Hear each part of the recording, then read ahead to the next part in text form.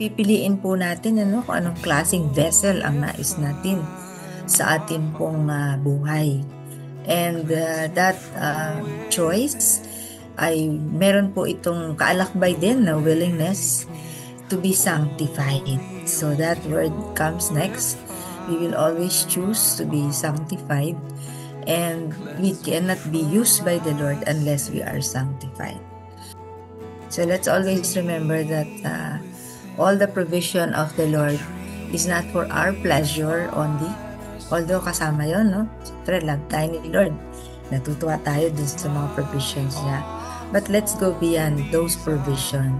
Kailangan natin ng paglilinis, no? Kasi yung vessel po ay sisidlan.